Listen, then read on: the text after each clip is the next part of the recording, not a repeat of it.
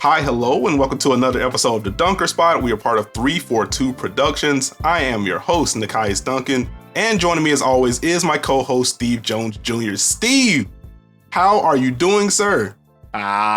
Feeling good, feeling great. Happy to be here, excited to be here. Thank you, Dunkers, for once again embracing your bounce. YouTubers, hi. Thank you for embracing, your role. Still trying to figure it out. Don't worry about it. Dunker Nation, let's ride. Nekias! How about that Succession finale? Like, can you believe the decisions that were made? I'm not doing this with you. I am not allowed. How? I'm not allowing you to do this. I am not allowing you to do this. For the new Dunker / YouTube watchers, Steve's bit, a very hilarious bit, is that he just does not watch any of the shows that I suggest that he watches, and then he gives his summaries and thoughts without watching said show. It's no. Absolutely not. Can you believe that went through? Anyway, we have some fun planned for you on this episode. Obviously, we are here. The NBA Finals are here. The Denver Nuggets finally have an opponent. They will be facing off against the Miami Heat after a big Game 7 victory. First, we're going to get into some news on the NBA front. We're then going to get into some WNBA thoughts from the weekend. And then we are digging our teeth into this final series, asking some questions, talking through some things. Very excited for this one. We'll start on the news front. 2 head coaches being hired. The Milwaukee Bucks getting Adrian Griffin. The Sixers hiring Nick Nurse. I guess, which coaching hire, did any of them surprise you? What were your initial thoughts when those tidbits of news came through over the weekend?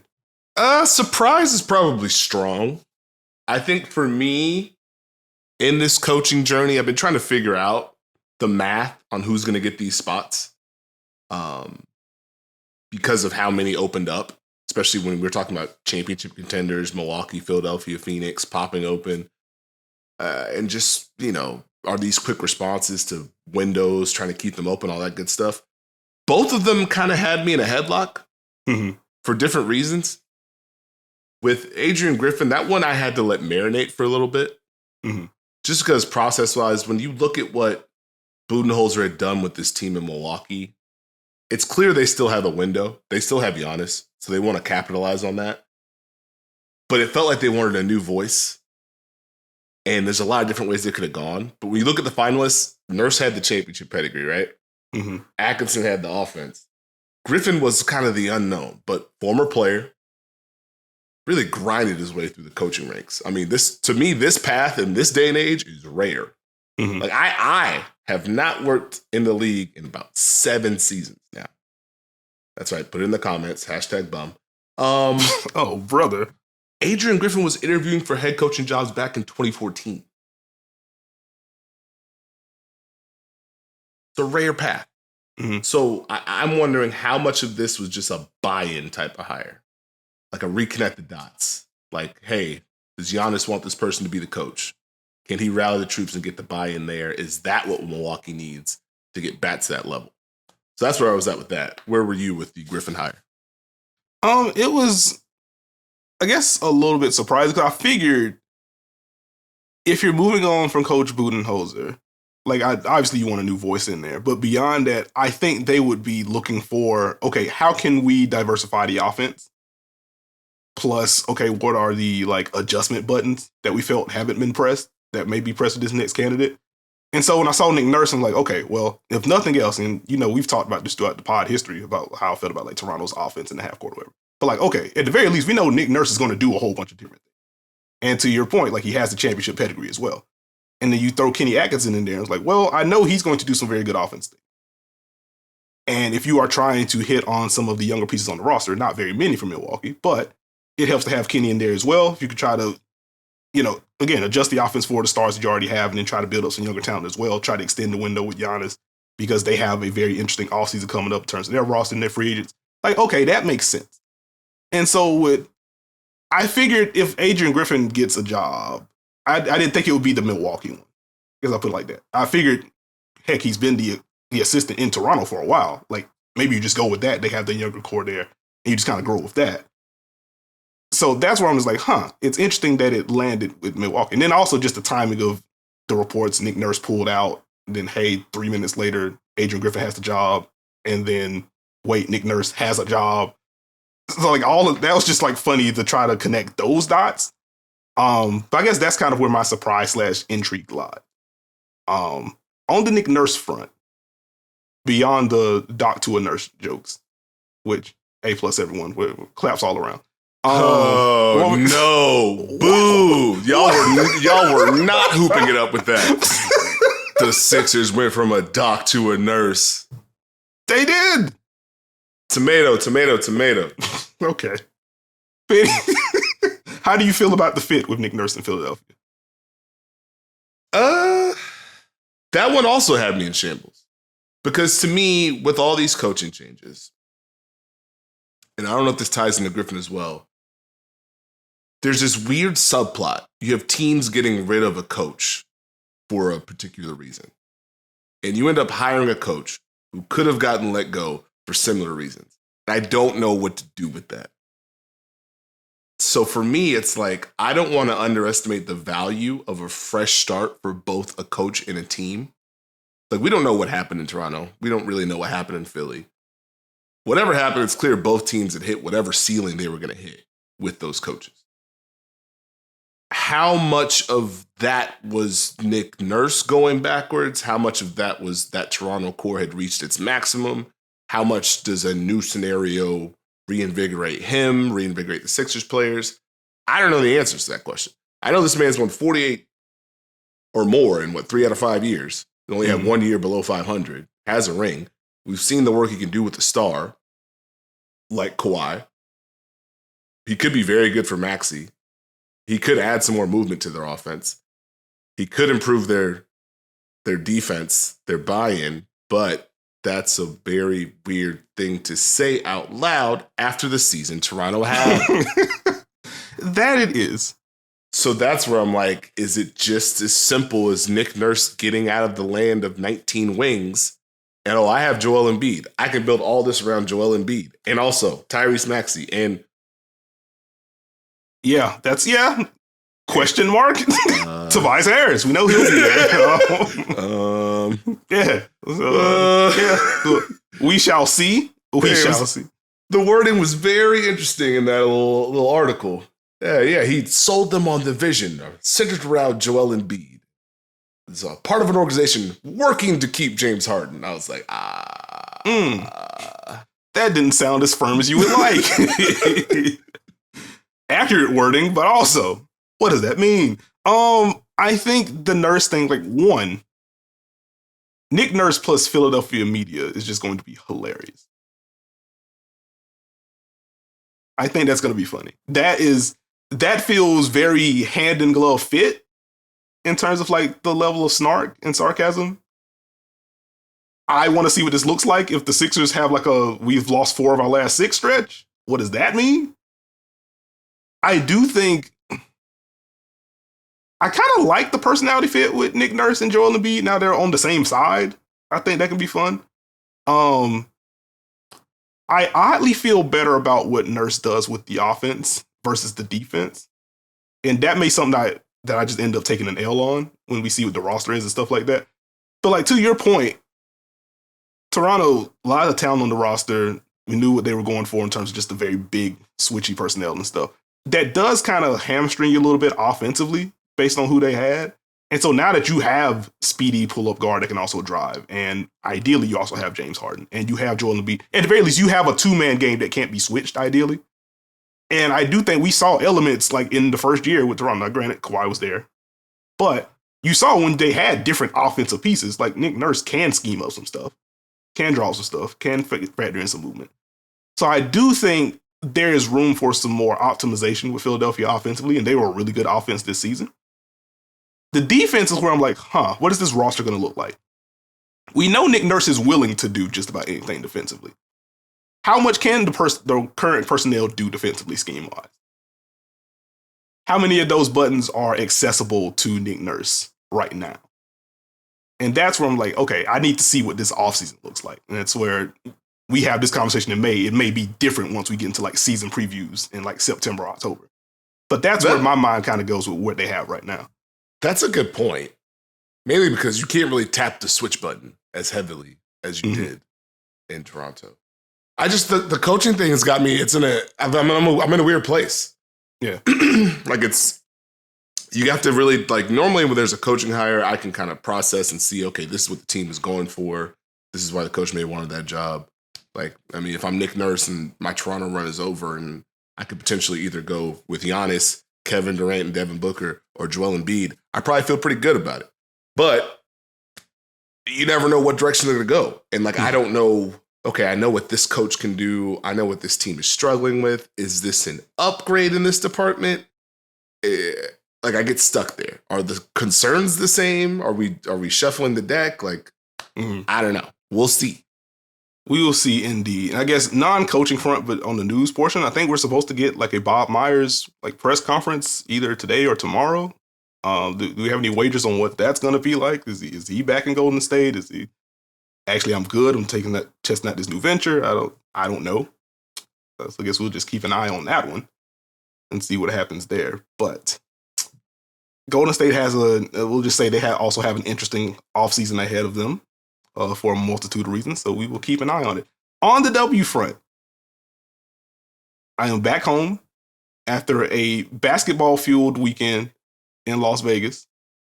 Was there on Saturday for the ring ceremony for the Aces, and they got the Sparks out of there, or what was left of the Sparks out of there, because like some kind of flu bug or something has just hit the Sparks locker room.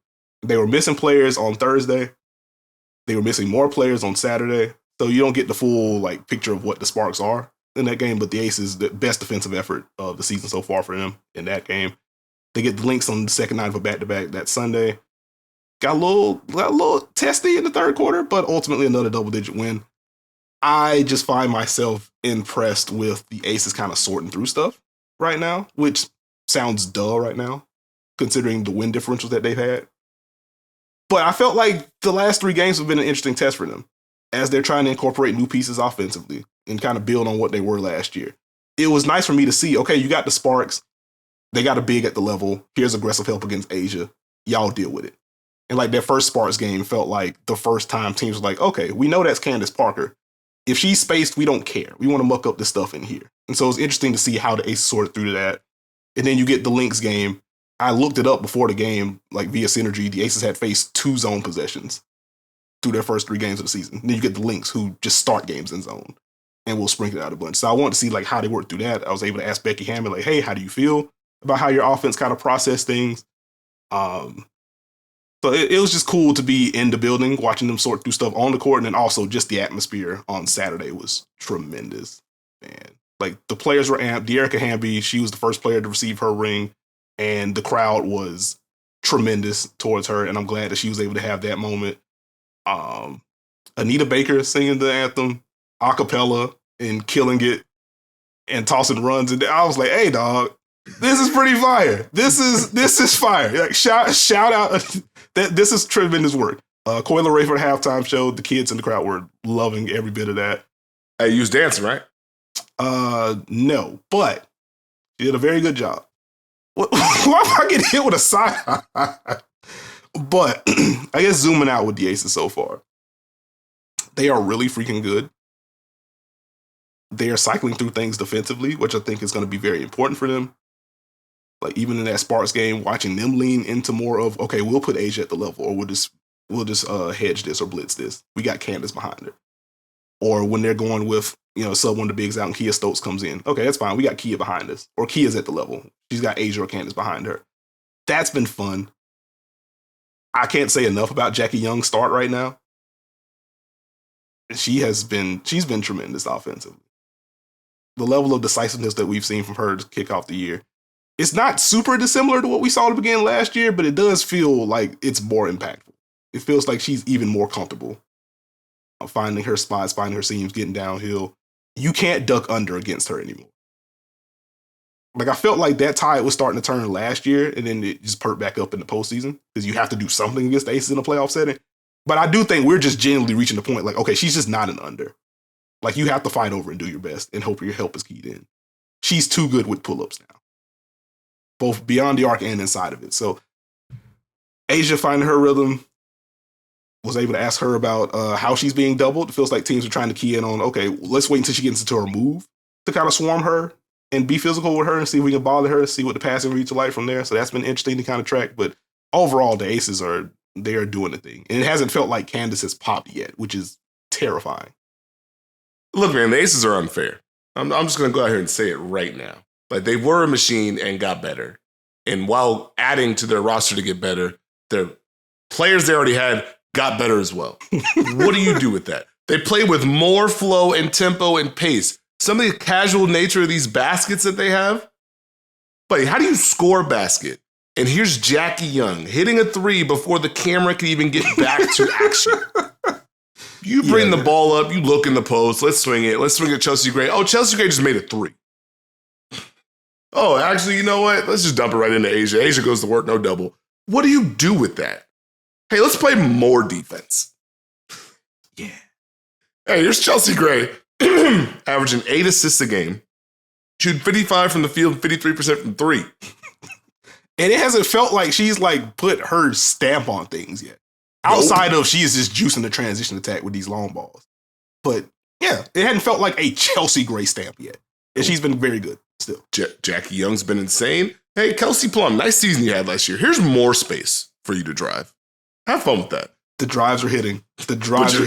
Go put your head down and get a layup. Like, I'm going to see if I can pull the updated numbers up very quickly, but I remember looking it up during the Lynx game, during halftime of the Lynx game. We talked about the Aces rim pressure last year. I think they were 11th in rim rate last year. And the Storm were 12th, which was hilarious considering who they have. They were 6th heading into Sunday's game against the Lynx. And a lot of that is, one, they're just getting a bunch of buckets at the rim in transition or at their made baskets because they're just flying. But to your point, Kelsey Plum just has more room to attack with now. And she's continuing to put her head down. Like, that was something that popped during the finals. While the jumper wasn't falling, she was still getting downhill, get to the free throw line. So, yeah, it's wild to say that this team can get better, but, like, they genuinely can get better. They haven't had Raquana Williams yet to help juice the bench. And I think she's close. I would assume she's making her debut at some point this week, at least based on our brief conversation on Sunday. She seems very close. This is going to get better. So I'm excited to see what this, I think it's a 4-game road trip for the Aces that starts on Friday against the Atlanta Dream, which that's going to be a fun test for them. But we'll see what the Aces look like. Also, just a very quick shout out to the Indiana Fever, breaking their losing streak. Aaliyah Boston is so good. Also, Nalissa Smith is such a bucket, which is very reductive analysis. But she already in year 2, and we saw elements of this in year 1 as well, but she is a walking mismatch on the floor. She is simply she's too powerful for smaller forwards to defend her. She's too quick for bigger forwards to defend her. The 3-point shooting popped in a way that I didn't anticipate based on what she did in college. The driving ability, and shout out to friend of the program, Mark Schindler. Also, happy birthday, Mark Schindler. But he wrote a piece about the Fevers when he highlighted like the empty corner pick and rolls that the Indiana Fever were spamming the Dream with. And there just wasn't an answer. She screens, the screening has gotten better, something else that Mark has talked about. But screen's gotten better. She pops. You leave her open, that is a jumper that she's comfortable taking. You close out to her, she is comfortable shooting over you anyway.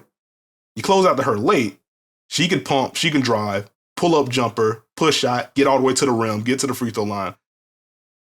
You can see once the Fever are able to kind of sort out what they want their backcourt to be, if they're able to just get the spacing right, stuff like that, you can see the Nalissa Smith Aaliyah Boston front court is going to be very annoying for teams to deal with.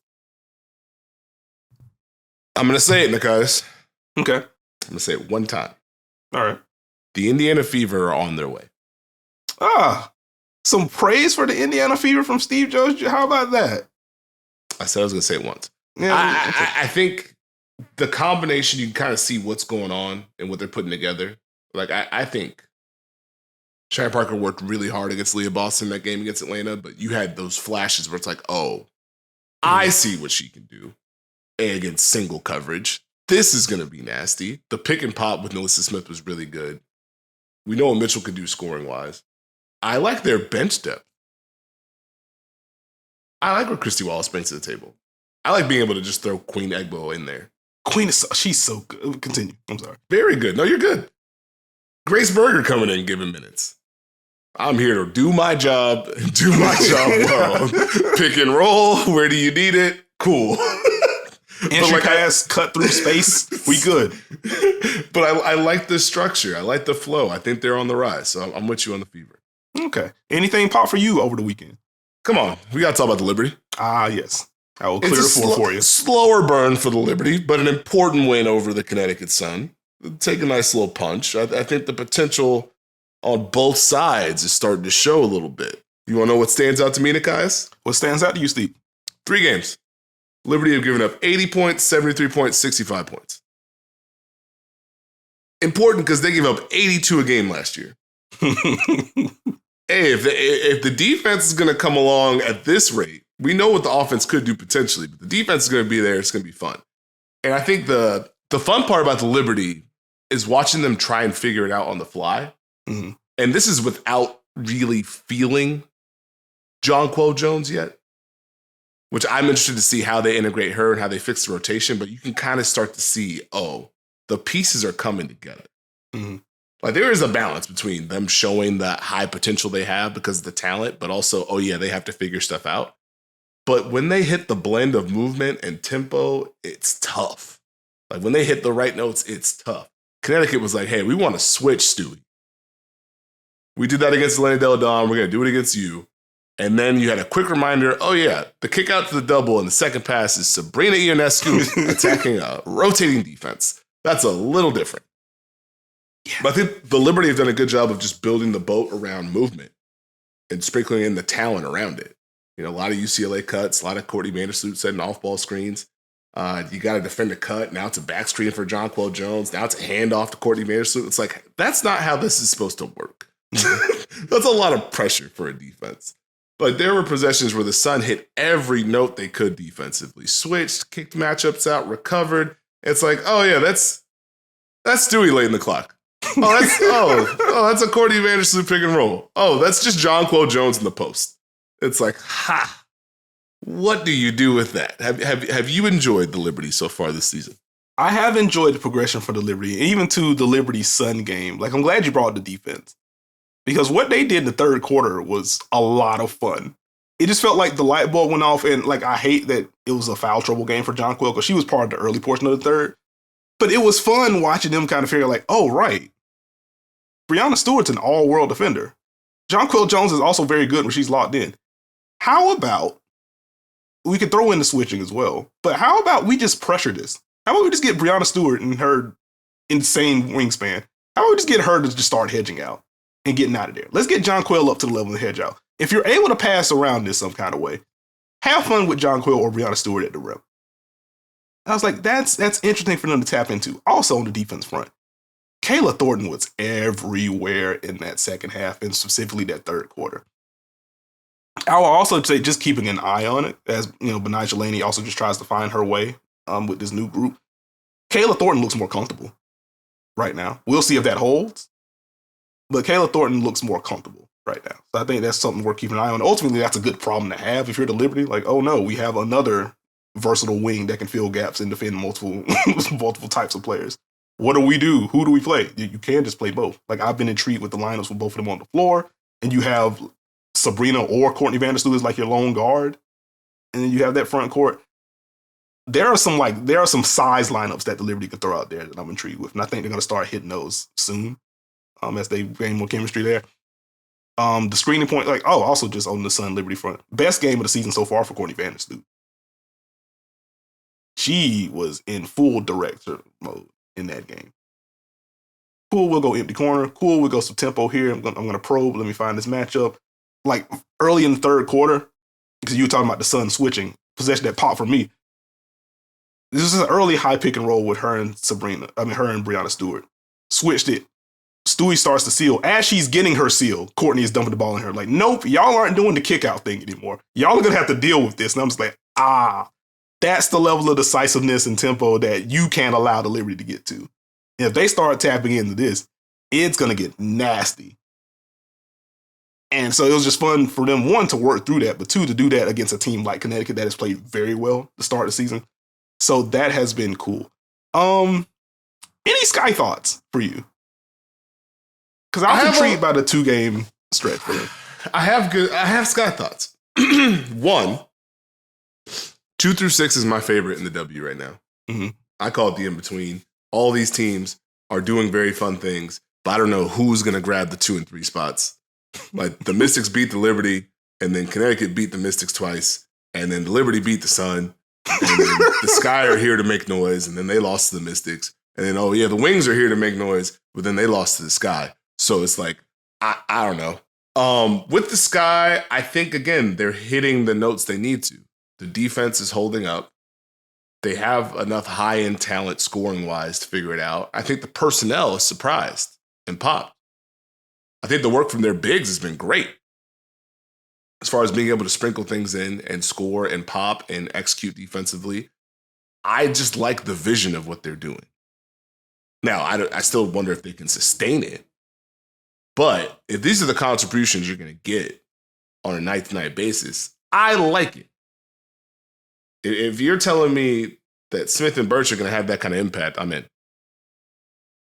I'm with you. Like, I've enjoyed them conceptually. Like, they almost won that game against the Mystics, which is just a very weird game. Like, I just felt odd about both teams' offenses. And it's like, oh, well, I guess this is a close game. And then I'm complaining about like Mystics process stuff offensively. It's like, oh, they've extended the lead to 12. Okay, cool. And then the Sky is going this huge run. It's like, well, this is why I've been complaining about the process here. This is odd. And then Elena Delle Donne says, I don't care about anything. Here's a dub. But like, I like what they're doing, especially defensively. Marina Mabry looking pretty solid that she's getting integrated and gaining some chemistry. Huh. I guess we're both trading here. We're trading things here. We're trading takes. You love to see it. Looking pretty interesting. Like beginning of the Sky Wings game, and you're seeing You're seeing Marina and Kalia Copper used together. Kalia Copper screening for her and getting these stuff. I'm like, if you can use these two together, that can help raise the offensive ceiling a little bit. I'm intrigued. I've also liked what we've seen from the bigs. My issue is that I don't know how much we're going to see of the bigs because everyone's getting hurt. I don't like it. And I guess that's also part of the issue with Chicago. Like, they naturally don't have a lot of leeway. Like, they have a very specific path to win. And the defense is going to be the foundation for a bunch of it. And if their defenders get hurt, Morgan Birch currently out, Rebecca Gardner currently out, I wonder like how many of those they can sustain before it just becomes problematic. They just don't have the bodies. Which that's kind of like a league-wide issue just in terms of roster spots, and that's a whole deeper conversation we can have. But with the Sky in particular, like they don't have a huge margin for error. So like if they stay healthy, I like what they're doing conceptually. I do think they'll be able to grind out some wins. I just want them to stay healthy. I want them to be able to sustain it. Like they still do have some stuff to solve offensively. But it's been some fun stuff. Any closing thoughts before we dig into this finals? I wanted to give a quick salute to the Wings. What Enrique is doing every night in, night out. What Satu Sabali has done. Natasha Howard chipping in. I like it a lot. Now, here's the wild part, right? Okay. Very small sample size. But the Wings average 89 points a game. Second in the W. The Wings give up 87.7 points a game, which is worse than everyone not playing in Seattle. Well. And so I have enjoyed what I've seen, but I'm also like, hey, y'all was talking a lot about defense. And this is a whole lot of starters. It's a long season. Let's see if the depth happens. Where are you at with the Wings? Still in the headlock. Not even a headlock, but it's like the intrigue continues to grow. Like, shout out to Enrique, who is currently leading the W in scoring right now. Very quietly, some fun Crystal Dangerfield minutes. So I do want to give the love there as well. With Tierra McCowan still being out, I think last I saw, she's listed as questionable for the Wings next game. So maybe if she doesn't return for the next one, she's back soon. So we'll see how that kind of reconfigures what the Wings are doing. But like Natasha Howard at the 5 very much intrigues me. Because like I had some questions about, okay, I understand conceptually, defensively, if you have Tierra McCowan and Natasha Howard out there together, you can do a little bit more with Tierra defensively and have Natasha Howard clean up. And to this point, I think Natasha Howard's leading the W in stocks right now, steals plus blocks. She's been everywhere. You put her at the 5, like the spacing stuff doesn't matter as much. And that opens up the usage, that opens her up with some pick and roll stuff. So that's been fun. I am with you. Like I do want to see the defense kind of reel in. But yeah, intrigue continues to grow with the Wings. Steve, let's talk about the NBA Finals. Let's do it. I know you're excited. I know you're hyped. Come on. Listen. Eric Spoelstra, Michael Malone, what Jokic has done this postseason, what Jimmy Butler's done this postseason. Like, Jokic and Bam are probably my two favorite bigs in the league. And, well, that matchup I have some thoughts about, and we're definitely going to get into that. But it's just fun to see, like, that's the finals matchup. That's cool. What Jamal Murray's been able to do, the wild stuff we've seen from Gabe Vincent before getting hurt, the wild stuff we've seen from Caleb Martin, who very well could have won the Eastern Conference Finals MVP. This shapes up to be a very fun basketball series. Some fun storylines that he is the 8th seed, the Nuggets finally pushing through after the adversity they face with injuries. It's a lot of fun. I'm amped for this one. Much like other series that we've talked about on this pod when we do previews, you go, all right, cool, let's see what happened in the regular season. Who was available? It's just like, this is different. Not only is this different, this is also from a long time ago. Cool. It's like, all right, most recent matchup, February 13th. It is May. Great. No Jamal Murray, no Aaron Gordon in that matchup. Neat. Let's go back to December 30th. No Caleb Martin. Okay.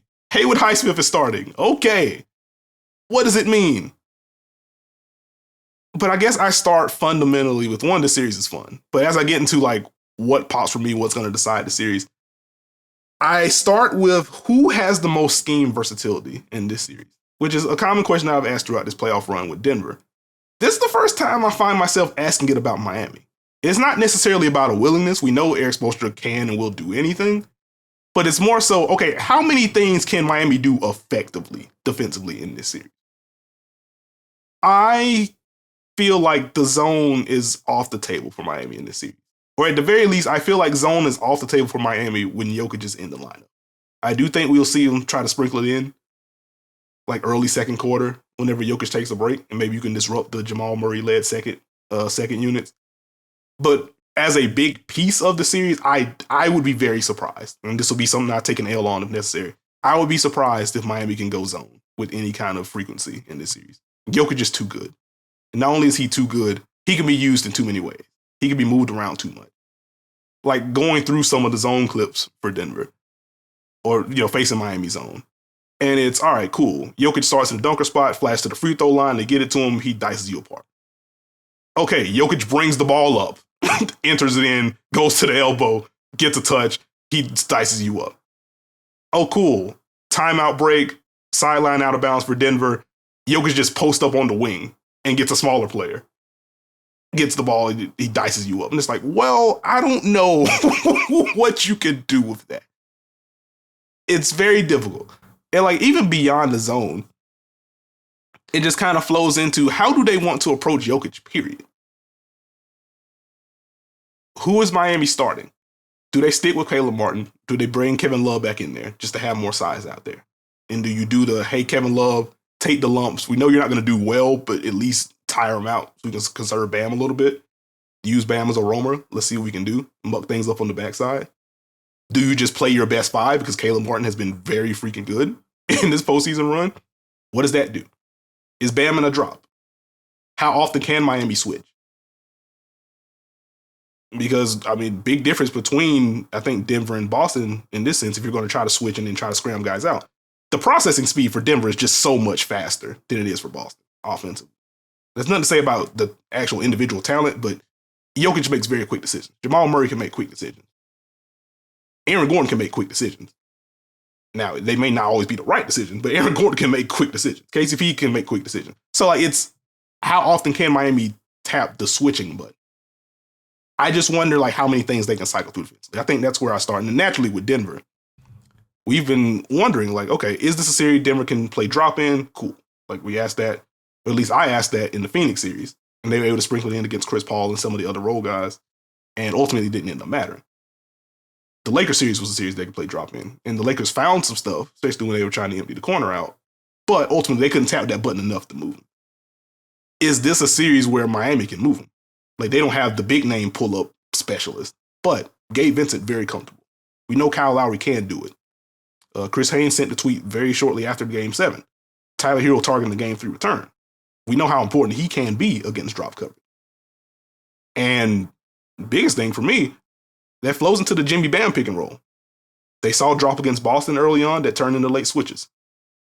New York, we saw some of the late switches. Can Denver late switch against the Jimmy Bam pick and roll? If they can't, does that give Miami another avenue to score? Because I do think this feels like the most unique blend of style-wise offensively that Denver is going to see in this postseason run. I want to see how they deal with that and how many ways they can deal with that. I've talked a lot, but that's kind of where my mind No, this man is amped. He said he was excited. I am excited to be here. Let's, Heat, Nuggets. Let's eat. Okay. Ain't no way. To your original point, it ties into me. Like, Bam Jokic is one of my favorite matchups to watch. I know a narrative is about to get painted. I understand it's coming. I'll tell you why real quick. Bam's got the blend of activity to fight him on the perimeter, to battle in the post, work to fight for position. Jokic has all the size and the power in the world to get to his spot and go right to work when he gets it. And he's a counter puncher. So I love watching them battle each other. To your scheme versatility point, for me, it's two things. I think Miami could do a lot of different things against Denver. I don't know if they want to do any of them. So I'll ask you this question. How many people do you think from Miami can guard Nikola Jokic? I think, like, in terms of who gets the matchup or who can do it well? Who could just do it? But just... the amount of people that I think we'll see. Yeah, I think the amount of people that we will see on Jokic in some capacity. I guess we'll see if Cody Zeller's back in the rotation in this one. Because he found himself excised towards the end of the series. We saw more Haywood, Highsmith, shout out to him. I think Bam would obviously get a shot. Mm-hmm. I do think we're going to see some Kevin Love. Even if it's not in the starting lineup, I think they'll just cross at some point, and you'll have Kevin Love. And then I guess the 0.5 would be if they try, like, if Haywood's in the rotation instead of Cody. It'll be one of those two getting it. And Jimmy? So if Cody... Caleb? Maybe some switching, and then let's see if we can front and load up behind it. This is why I asked the question. Mm-hmm. They could switch Jimmy and Caleb onto Jokic, but what do you do after that? Miami's always been a front team. Do you really want to front Jokic? Because yes, you may be there on the catch. You know what's going to be gone when you arrive? The ball. It's not going to be there anymore. Mm-hmm. So that kind of takes switching out a little bit. Zone, you have to try and sprinkle in. That has to be ATO, we're in the mud, bench lineups. We have to just try and quickly use that to get you out of rhythm. It has to be a piece of what we do, not what we do. Mm-hmm. But Miami's fine with that. My concern, back to your Jokic point, your scheme versatility point, the impact of Bam having to guard Jokic and having to be so engaged in that matchup. What does that do to Miami's defense? Denver goes pick and roll. Is Bam going to be in a drop like he was against New York? Sounds great. That's Jamal Murray turning the corner. And that's Jokic rolling or popping. Mm-hmm. So to your, hey, can we put Kevin Love on Jokic point? You could. However, my concern, Kevin Love has done his job all playoffs long. I've said it on this very podcast. This is a little different because, A, that's a whole lot of action. Whole lot of different things they could throw at you. And there's a threat of the pop, which he has not necessarily had to deal with a ton. Mm-hmm. That's no disrespect to Al Horford. It's just a little different. Do you just let Jokic be a scorer if you're Miami? I get it conceptually. I mean, I guess on a baseline level, there's no good answer against Jokic. Like, you can't double him every time and say, we're going to dare these other guys to beat us. Because Jamal Murray can do that. MPJ, who shot 31% from three during the Miami regular season series. Again, it's 2 games, small sample, but high volume, didn't shoot well. We know MPJ can knock down shots. KCP has had a very impactful postseason. We know he can knock down shots. I don't know if you could do that. And with the let Jokic score thing, I guess my question then just becomes like, against who? So I think if you're leading into, again, just on a very basic level, we want to take away the other stuff, Jokic get yours one-on-one. Yeah, I guess you kind of have to feed Kevin Love that matchup at that point. So I think, one, Jokic he's good enough to win against Bam. And two, if he's doing that against Bam and Bam ends up in foul trouble, now you're forced to go to Kevin Love or forced to go to Cody Zeller or forced to, I guess, dust off Yurt if it gets that dire. That gets problematic. Your foul trouble point is a very good point. Why I asked, do you want to let Jokic be a scorer? And obviously you don't want to. One, I think the scheme versatility is going to be more, we have things that could throw you out of rhythm. Like, I think the best recipe is, Bam, you be active and fight, and then we're just going to try and shuffle the deck. We're going to try and shuffle the deck. Maybe we'll give you a smaller matchup. Maybe we'll double. Maybe we'll front. Maybe we'll go zone. But maybe we'll just mix all that together and try and not let you get in a rhythm. Like, I don't know which way you go with it. Going to get some Jokic boxing one. I feel like they're going to just try and throw everything at the wall they can. My second point on why I asked that, do you take whatever money you would spend, hypothetically, defensively on Jokic, and put all that to Jamal Murray and say, you, sir, cannot beat us? Joker, you are great. There's a whole lot of ways they can use you. That movement's going to be tough. But you, Jamal Murray, you can't do it. What do you think of that? I definitely understand it because he feels like he's been the one that's been putting Denver over, if we want to phrase it that way. We know Jokic is the best player. We know he's had the best postseason run for a Denver player, averaging a triple-double, doing so efficiently. He gets the most attention defensively, we get it. But it also feels like, okay, Jokic is doing this stuff. We may be able to bother him in this very specific way, or maybe he's playing A- ball instead of A+ ball. Oh, snap, here's a 14-point quarter for Jamal Murray. Well, we can't do anything with that, too. So I do understand the concept of we making sure you can't get going. Because I do think from like a creation standpoint, it's Jokic, it's Murray, and then there is a drop. And so if you are able to, I don't think you can really take Jamal off the table. But if you can slow him down, I do think that helps you in your overall goal. Like, if Denver's going to have a 125 offensive rating with Jokic and Murray on the floor, if we can get that down to 119, where it still would lead the NBA overall, but it's not that gives us a better chance. And I think you have a cleaner path to bothering Murray than you do bothering Jokic. So in my mind, I'm battling it because I think, to me, Jamal Murray is the person you got to take off the table. You have to try and at least make it tough.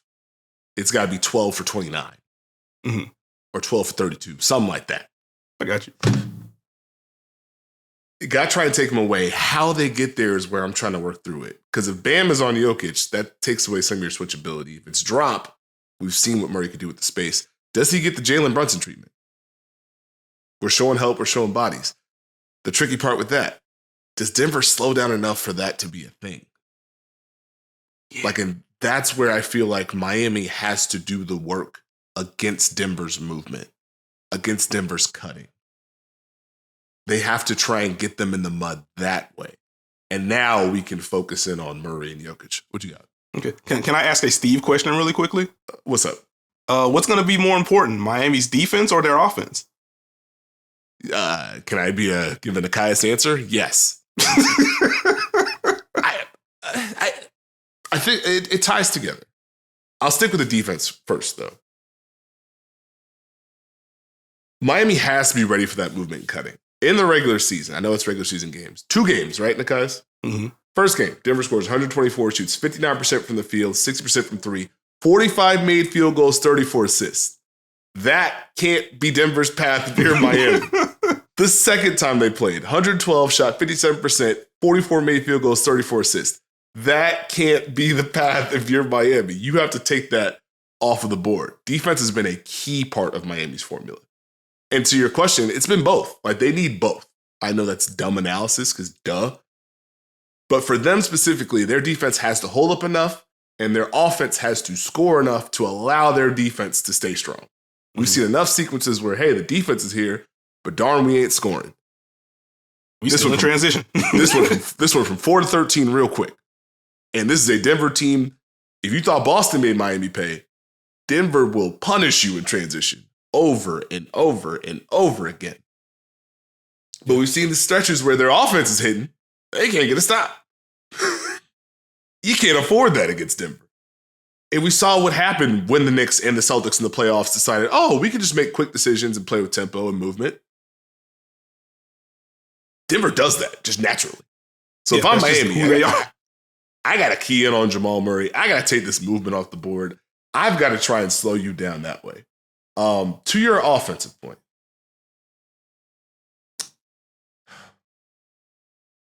How does Denver want to defend Miami? I think we're both in unison. I assume we're going to see drop to start. The question is, it ties into a couple things for me. One, how much does this open up Bam Adebayo as a roller? Can he get to the short roll? Can he get to the mid-range? Number two, if that pocket is there, we know Denver's defense, the weak side is going to pull over and rotate. What does that open up for Miami? Can they go empty corner? Can they get shots out of that? Can they generate from there? And then what is Jimmy Butler's comfort level going to be with these matchups? Is he going to be able to cycle through like we saw against Milwaukee, like we saw against Boston? Or is this going to be closer to that Knicks series where, hey, we have belief in these guys being able to defend you. We're going to show help. You gotta figure it out. Mm-hmm. Does Denver throw switching out there if Jimmy and Bam aren't involved? So now, hey, Miami, we're taking your movement off the table. I just, like, that's where I get very intrigued because you also have to tie in, okay, cool, Denver's going to be in a drop. We'll concede or help on the roll.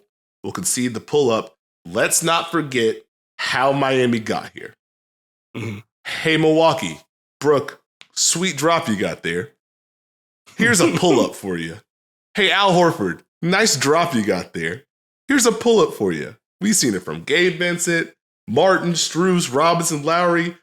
All of them had moments of making plays against that automatic type coverage where we know exactly where you're going to be. I either have the shot, I have the pocket pass, or I have the skip. Mm-hmm. How does that play into it? And can Miami generate enough shots and rolls to make Denver blink? Because if Denver blinks, we all know what that means. Two people are going to be on the ball. And if Miami gets two on the ball, now it just becomes, can we make shots? Yep. And, worth noting, it hasn't been, I guess a lot of this is because of Boston switching, but in terms of like 3-point rate, Miami's 3-point rate is down from the regular season. That's interesting to track, but just in terms of shot profile, they still take more threes than Denver does. And a big portion of Miami's wins throughout this postseason, not the only portion, as Heat fans will tell you very quickly, it is not just because they're shooting well. And I agree it's not just because they're shooting well, but the shooting has been a big component. And so to your point, Steve, if Miami's able to get Denver in rotation to that degree, and if they're able to get two on the ball, it can get fun. What my mind went to as I was thinking through like the drop point, I was thinking about how Denver played drop against the Lakers. And kind of the dichotomy with LeBron, like, is he spaced one pass away? Is he going to cut or whatever? It's understandable that we're talking about Denver's movement and Denver's cutting specifically because that's just what they do. We have to factor in Miami's cutting in this series. Because I think there are going to be some pockets. And with how inconsistent, very quietly, we talked about it in the pod, but very quietly how inconsistent the help was on some of those drop possessions, because it's not just pure drop for Denver. It's drop with, we want to make sure the help is peeled in because they want to insulate Jokic a little bit. Miami's very smart about movement off the ball. And even beyond the cuts, it's just relocations to make your you may peel in. Now you got to go a little bit longer because we were above the break, now we're on the wing now. Or we on the wing, we in the corner now. And they can shift things around. Denver has to be keyed in on the cuts as well. And I do think if they are if they're allocating resources to dealing with the cuts as well, they're going to turn those drop possessions with Jokic into 2-on-2 affairs. And again, I don't know how often Denver wants to late switch Jokic. It's something that they've sprinkled in throughout the regular season. It's not something that they want to do.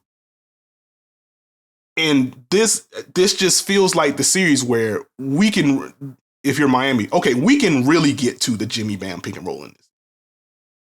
If it's dropped and we move things around with cutting or spacing the correct way, the middle's going to be open. Jimmy can go either way.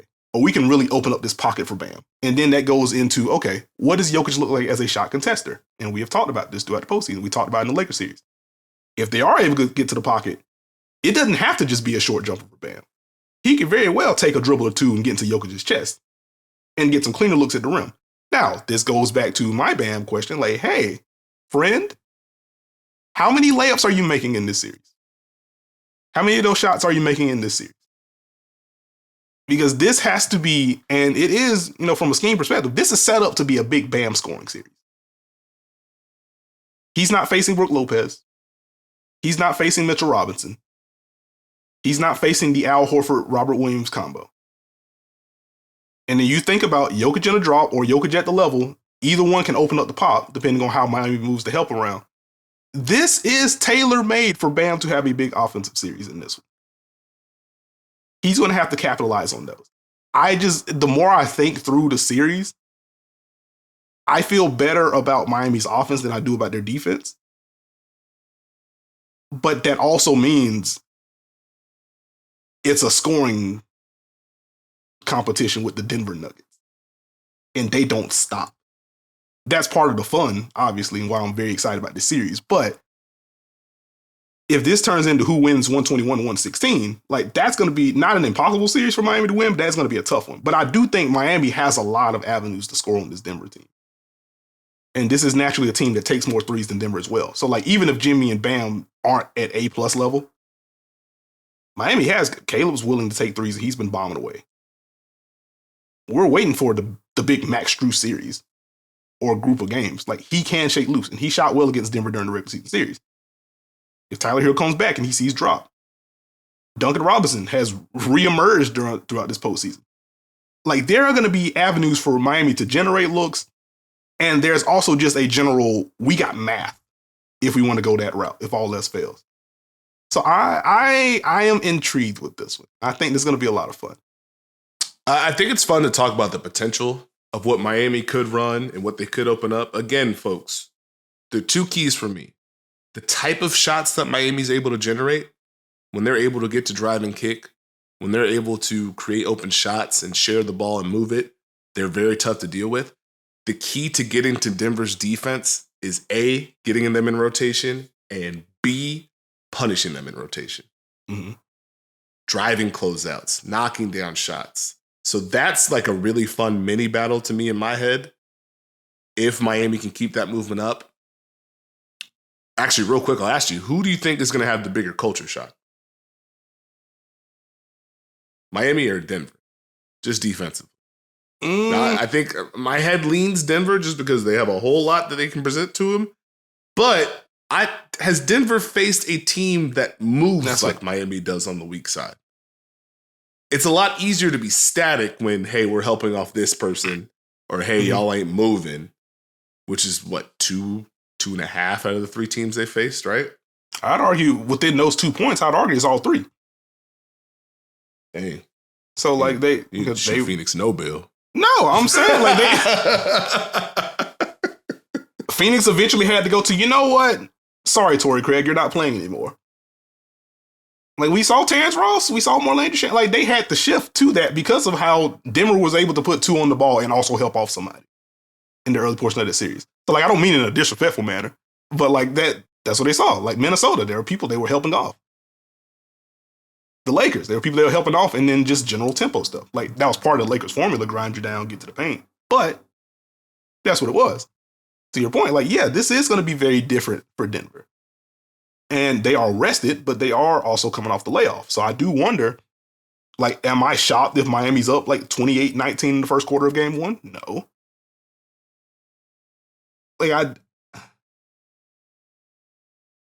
I think I probably lean more culture shock for. I think I probably still lean more culture shock for Miami, just because Jokic is such a different singular force. And you think about who Miami has faced in this playoff run, it's all someone that you can try to load up against in some capacity. Giannis, when he was there before getting hurt, like honestly, you want to not necessarily build a wall, but there were wall elements to that, and Bam got that assignment a lot, but still a lot of wall elements there. We are not letting Jaylen Brunson get space if we can help it. That was very much load up. With Boston, like we are just going to switch a ton, but like ultimately, we're going to load up help if you get a matchup you like. With Denver, you can't really do that. Like you can do that some with Jamal Murray, but you can't do that with Jokic. So like maybe that's where it's like, okay, wow, we really got to be keyed in with our help. We really have to, if we're going to send help, if we're going to double, we got to do it quickly. If we're going to switch, we got to make sure these switches are physical. We can't allow gaps because if they slip any of this, Jokic will find. Like it's probably Miami, but Denver has some stuff to work out too. Quick question for you. Oh, go ahead. What you got? No, go ahead. I was going to say who's well, actually I have two questions for you. One, going back to how does Denver want to defend Miami? Who are you giving the Jimmy and Bam assignments to? So I think off the top of my head, it's like, all right, cool, just play it static. Like you go either Aaron Gordon or KCP on Jimmy Butler, and then Jokic is on Bam, and you go from there. How much can Denver tap into the cross matching with their starters? I think you leave Gordon on Jimmy, Jokic on Bam. I think you're okay with KCP battling Jimmy.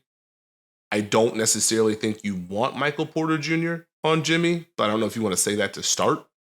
Mm-hmm. Jamal Murray, I would say stay. No, we're aligned. No, that's going to be very interesting to see how they attack Jamal Murray, because Miami's not afraid to put anyone in action, especially if they feel weakness. That ties back to the cycling point.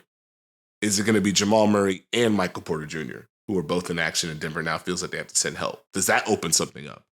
Are they going to go back to how they started the Lakers series and saying, actually, Jamal, you switch. Go ahead, switch to start. We'll see what happens. That kind of, or are they going to say, no, Jimmy, we're not letting you get going. We're going to double. Like, those are little tiny things where I'm like, I'm very intrigued. I have a question real quick. Okay. Any concern about Nikola Jokic getting in foul trouble? A little bit. And that goes to Bam first and foremost, but also even just going through some of the regular season possessions. If Jimmy turns the corner, like he is not afraid to go into Jokic's chest. And I don't think these guards are going to be afraid to go into Jokic's chest. And so like I do feel like this is a team that can threaten the rim in a multitude of ways. In a way that Denver hasn't really seen yet. You can't have this can't be the bad hands of Jokic series. So I do think it's worth keeping an eye on, for sure. Go ahead. Well, I was going to say real quick. Sorry, mine's going a million minutes. I'm very excited for this series. I am a little concerned. I wouldn't say concerned. I have thoughts about Miami offensively. Okay. Everything you've laid out is great. And I think they can hit a whole lot of notes offensively. There's also the fact that they maybe, what if they don't have a pressure point they want to hit to start? What if they don't have a button they want to press? And my concern is, for better or worse, make or miss, Miami's offense is really good when it's decisive. Mm-hmm. When they make quick decisions. Whatever it is they're doing, get into it and go. Here, Jimmy, post up. Bam, switch, post up. Whatever they do, when they do it, it's great. When they have those possessions where Bam catches it and they go delay and there's no cuts open, and then Bam looks to the other side and no one's open, and he looks to the other side again and no one's open, and then, hey, Jimmy, here's the ball. And Jimmy's like, nah, here, Kyle Lowry, here's the ball. And it's like, wait. 2 on the clock. Wait. That's going to play into Denver's defense big time. And that's where I'm like, okay, where does Miami, what button do they want to press to start? Like, I think Milwaukee series, on point. Jimmy Butler was like, I want everything. Cool. Knicks series, took a little bit, but they figured out, oh yeah, y'all are helping a lot. We can play out of that. Can they, is it going to be like a Knicks game 1 where we got to kind of feel this out? I'm intrigued by that. I think that's fair. Like, I think tempo is going to be very important for Miami. It's going to be important for both of these teams, but it is going to be important for Miami because we saw once Boston started showing a little bit more help on the Jimmy stuff or on the Bam stuff and bothering Bam on the catch, I'm like, okay. We saw it in like game 4 onward when Robert Williams, for me at least, he was popping on the switches. I'm like, oh, these aren't automatics. These aren't pockets anymore. These are, no, I'm still here. Do something. And now it's Jimmy Butler throwing in like 12 pump fakes like the Dwayne Wade give. It's Bam Adebayo looking left to right. And it's like, well, this ain't great. You can't get here. And to your earlier point, if you're allowing Denver to get out in transition, just get back on the bus. Like we don't have much to talk about if 18% of Denver's possessions are in transition. You're not going to have a good time if that's the case. So I do think that's worth talking about. Just going back very briefly to the lineup point, I just wonder, like, how much Aaron Gordon do we see on Bam? And that kind of goes back to, like, how much does Denver even prioritize taking away the Jimmy Bam two-man game in this series? Because if they feel like they need to do that, then I think Aaron Gordon on Bam makes more sense than Aaron Gordon on Jimmy, and you just trust KCP to fight. But again, my question then becomes like, okay, where are you putting Jokic? I think if Kevin Love does start for size purposes, I think you can go to that gambit a little easier for Denver. Like, okay, we'll put you on Kevin Love. Kevin Love can shoot and he can be used as a hub, but like ultimately, it's not like Jokic type usage with Kevin Love. So I think you can afford to use Jokic in that way. If it's Caleb Martin, I've seen enough in this postseason. I just don't think you can do it. I don't think you put Jokic on Caleb Martin and say, hey, just stay parked. Caleb Martin moves around too much. He shot too well. He drives too hard. That ties into your foul trouble question. I don't think you can do it. So that's going to be a very interesting dynamic for Miami to kind of sort through. Who are your X factors in this series, Steve? Well, I'm going to go with Kyle Lowry for the Miami. Okay. They need as many pull-ups from that man as they can get. And I think he's got enough defense where if he's scoring and can kind of close or come close to close adjacent, I think that helps Miami. I mean, obviously I could just group all of Miami's folks into one pot and just be like, all these guys have to stay aggressive and make shots, which is true. But I think Lowry probably makes the biggest difference for me in this one. Secondarily, I'd probably go Robinson and Strus. Okay. Mainly because can they make enough shots to where even if it's not pick and roll, if there's down screens, do they get 2 on the ball there? Mm-hmm. Someone has to step up and make Denver come up to the level. And then for the Nuggets, it's Kentavious Caldwell-Pope. Shooting's too important. Defense is too important. Big shots too important. I think he's going to be asked to have some Jimmy matchups, but also let me bother some of these guards that have been losing their mind. Let me navigate these screens. Let me try and take away some of this. So those are probably my two. Who you got? For me, it's going to be Gabe Vincent.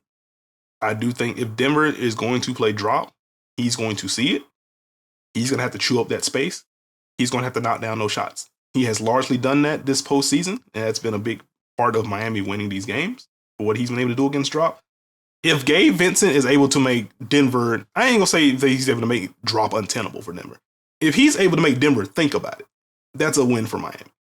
If they start mixing in 2 on the ball against Gabe versus just giving him drop, I think that's a win for Miami. Because that just adds a pressure point for them. Like, okay, cool. Jimmy doesn't have to create. Bam doesn't have to create. If you're drawing the 2 on the ball, now one of those 2 they're going to be the beneficiary of the defense moving around like this. Gabe has to be able to hold up. And I would imagine if Miami doesn't go with the put length on Jamal Murray thing, then again, I don't know who's starting between Caleb Martin and Kevin Love yet. If they do start Kevin Love, I would imagine Jimmy Butler is going to be like, I don't think they give Jimmy the Jamal matchup early. They could. But I would just assume Gabe Vincent gets the first crack at Jamal Murray in this series. He's going to have to hold up. Like, I think he is the best screen navigator of their guard group that's healthy right now because there's no Victor Oladipo.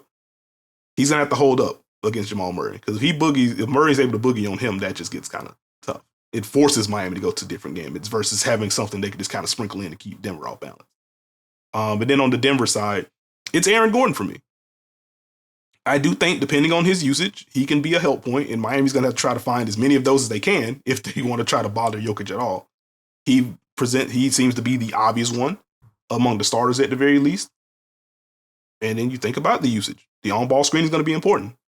If Miami does try to mix some stuff up, and again, if they start big, do we immediately go to 5-4 pick and roll or 4-5 pick and roll and get Miami in the tizzy there? if Miami is helping off of him on these Jokic post-ups.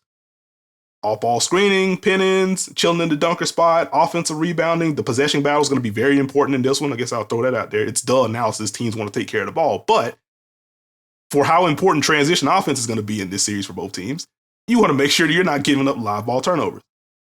And for what this half-court battle may be, you don't want Denver getting a bunch of extra chances and vice versa. So Aaron Gordon's going to be very important for me. If he does get the Jimmy Butler matchup, I keep going back to the late switch point. I don't think they do it with Jokic involved. The screen navigation for Aaron Gordon is going to matter more than it has in this postseason. You know what? Let's stick here. Before you go to the predictions, Boston fans, you get the day off. You get the day off. Your point one, what if the bid is just whoever turns the ball over the most just loses? That's just the finals. We did all this talking, and it's just, hey, Denver turned over 28 times, and now they lost. Something like that. To your point about Aaron Gordon, that made me think about the second unit battle to a degree. And I wanted to give you some love, matchup main. Make sure you were good there. Is Miami ready for that? Hey, Aaron Gordon, Jeff Green, we switch everything, now what? Does that have an impact to you? I think it can. I think that's going to be a very important battle. I think the staggering in particular is going to be very important because when you think about the second unit, it's a lot of Jamal Murray, you're the offense in this one. And you have Bruce Brown out there too, but ultimately Jamal Murray, you got to think. With the way that Miami is staggered, it might be Jamal plus bench versus Jimmy plus bench. And if Denver's switching, like how much does that mean against Jimmy? If he's going back to your point about Jimmy wanting to cycle through matchups. Hey man, forget the mismatch 24-minute. What if Jimmy just gets comfortable against Aaron Gordon? What does that do? Because if he gets comfortable against Aaron Gordon in the starters, that's a problem. Because if you cycle KCP on him, he just has a height, size, strength matchup and opens up some more stuff. But ultimately, with that second unit with Aaron Gordon at the 5, if he's blasting Aaron Gordon, who's behind him? Does it become a Jeff Green foul trouble issue? Do you just have to put Christian Brown on Jimmy? And that's going to be a very quiet one to watch, by the way. I do think Christian Brown sees some minutes against Jimmy. And for young defenders in the league, like, I don't think and again, this will be something else that I might just take the L on. He doesn't seem to fall for a bunch of pump fakes variety of young wing defender. That's going to be a fun one to track whenever he gets that assignment. But yeah, those second unit minutes are going to have to hit for Denver. The switching can have an impact. But I also think about the way that Miami's able to slip and move around. And they just got a whole bunch of practice against Boston. And I wonder if they just look at it like, oh, wait a minute, this isn't Marcus Smart switching. Oh, hold on. This isn't Robert Williams switching. Does Miami breathe a little bit easier? Saying, hey, these are concepts that we have seen. This ain't Marcus Smart, Derek White, Jaylen Brown, Jason Tatum, Al Horford. And what does that do? Does that reopen up the driving kicks? Even against the switching? Maybe that should have been like my theme question. Like, hey, who can switch more in this series? That's a good one. It's a fun series. Actually, before we get to predictions and free throws, I have a free throw adjacent one for you. Okay. Who is more important for Miami to get to defensively? Like with their offense? Jokic, Aaron Gordon, or Jamal Murray?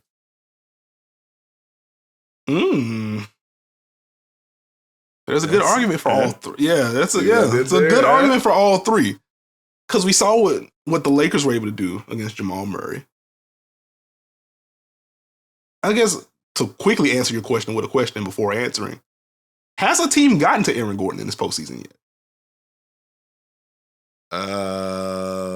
The closest off the top of my head was just the Lakers saying, dude, you can't do anything on this end. Yeah, it's not like he's like a 20-point per game scorer, so like obviously it's relative, but like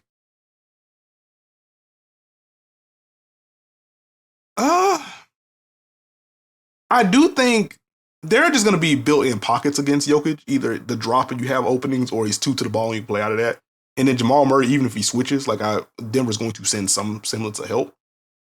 I think if Miami can actually get to Aaron Gordon defensively, that causes some problems.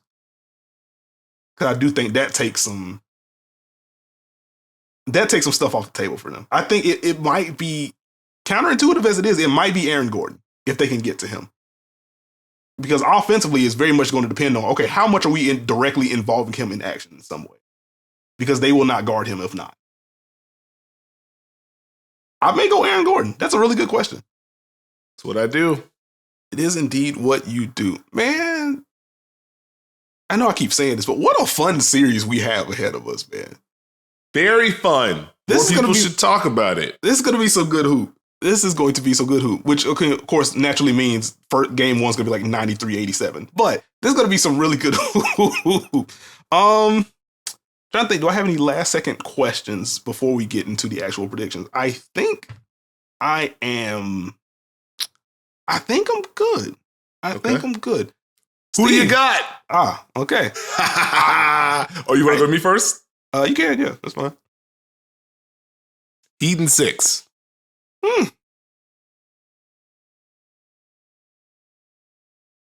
Oh, man. I think the series ends in 6. Full transparency, as I began prep for this one, I was like, okay, this feels Denver in 6. And then I started talking through stuff with Miami. I was like, this might be Miami in 6. They have enough avenues. They have Jimmy.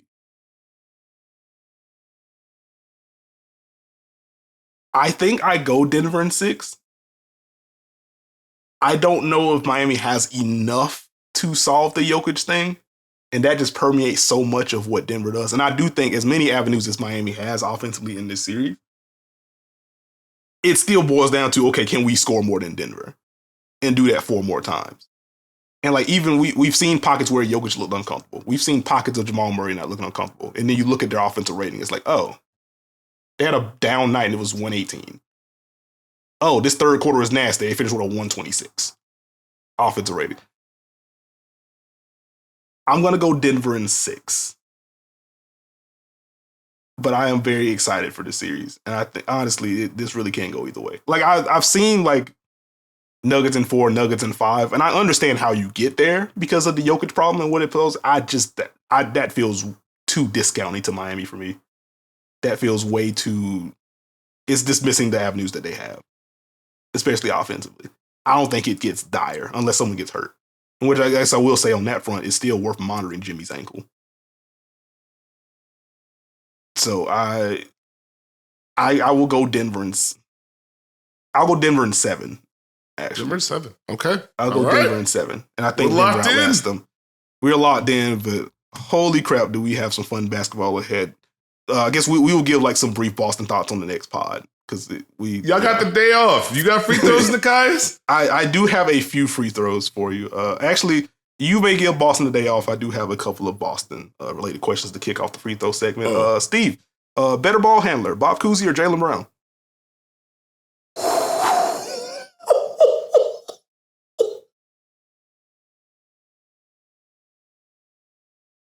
Oh, Jaylen Brown, but if you have the clip of Cousy doing Jaylen Brown. I'm going Jaylen Brown. Nope.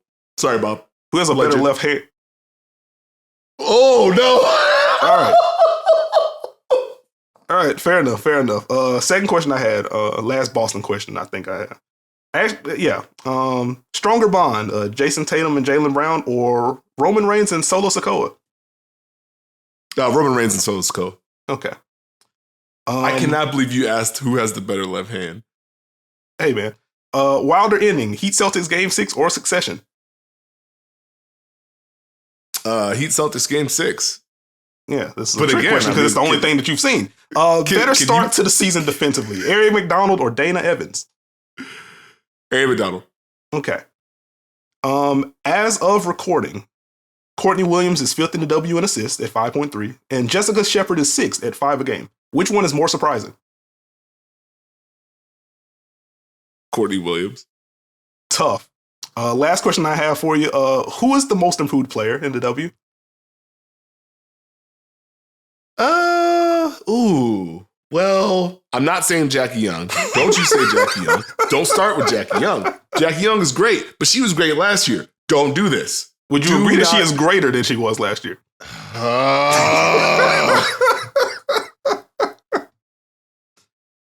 Just feel like I asked open-ended. Do you have a candidate that someone's popping for you early? Like, obviously, we got 37 plus more games left in the season. But I'm not happy with what you just did right there. I want you to know that. I'm not happy with what you just did right there. I can't even think of who my actual most improved was. I've told you who it was like 10 times, and now I can't remember because I'm flustered. Big Satu fan? Give it to Lexi Brown. Okay. Lexi's been fun. Do you have free throws? I sure do, buddy. All right. What do you think PJ Tucker thinks of Caleb Martin's performance? Well, probably some semblance of I could have done that before, like, introspection. Sorry, go ahead. Can you have a song named Tyler Hero and then rep the Celtics? I mean, not a safe space. No, not really. That seems to be counterintuitive. Okay. Reports say Chris Middleton was with Giannis to meet the finalists for the Bucks coaching job. How many times did Chris Middleton do the Magic Johnson meme? Probably twice. Also, was Drew not a part of this as well? Must have been busy. What's wilder, people being mad that Miami planned to fly to Denver in case they won, or Dwight Howard saying he had a better prime than Nikola Jokic? Wilder is the former. Road team has flight planned in case they have to start the finals on the road. More at 11. What are we talking about? I don't understand why that was a story, because if they had lost, then they just would have gone home. It's just dumb. Like, it was more dumb, but like it took me back to like the consistent post. Wow, Jimmy smiling on the sideline after this. Like, that's just what he's a cool dude. He laughs at stuff. And he's confident in his team, and he says we're gonna win. That's literally what he has done since he's been there. It feels like he was just trying to find like bulletin board material that wasn't there. Like, it's just anyway, continue. This is a special one. Okay. This is going right out to you. Who stomps to the free throw line with the first "Do you want to win a championship" timeout? Coach Michael Malone or Eric Spoelstra? Oh man. I am putting my money on Coach Michael Malone. Long layoff? Yeah. Okay. Yep. 10-2 start. Cuts, transition. Yeah, that's going to be, yep. What's funnier, no Miami Heat team making the finals without Udonis Haslem, or the fact that Udonis Haslem or DeAndre Jordan will be a champion at the end of this season? You know what? That's an amazing dunker spot callback. I think the UD one is just cool. Because like, he was a big part of the first title. And he had contributions in the earlier, the big three titles. The last two finals appearances just like, okay.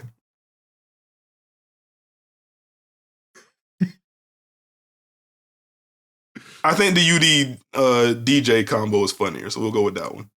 Okay, perfect. And tougher matchup. It's my final one, guys. Tougher matchup. Bam Adebayo versus Nikola Jokic, or Kofi Kingston versus Brock Lesnar. Oh no.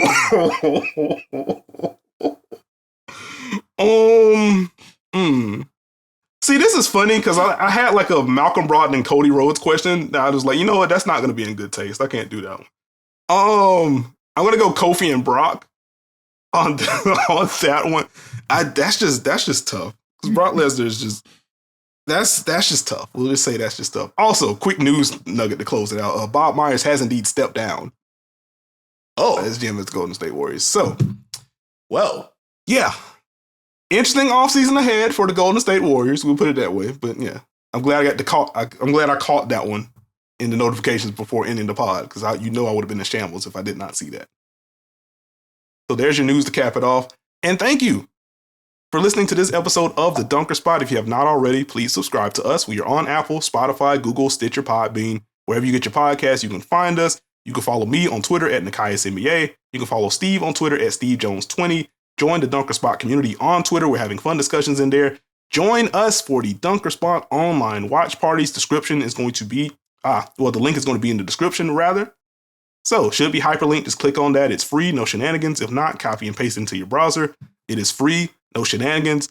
We are absolutely watching SmackDown on Friday. Let's just go ahead and put that out there. Because, buddy, shambles after night of chat. Shambles. Shambles. This is cinema. Word to friend of the program, Tyrese Halliburton. Shambles. Anyway, we're going to be watching wrestling. We're going to be watching WNBA basketball. We are going to be watching the NBA Finals, tipping off on Thursday night. So come rock with us. We are breaking down clips live. We're just generally opining during the game. So come have some fun with us if you haven't already. Naturally, if you're watching this on YouTube, subscribe to JJ Redick's YouTube channel. We are on here, I think, at least once a week. So do that. Also, just check out JJ stuff. It's really good. And with that, we will catch y'all later in the week. I'm doing what you should have done a long time ago.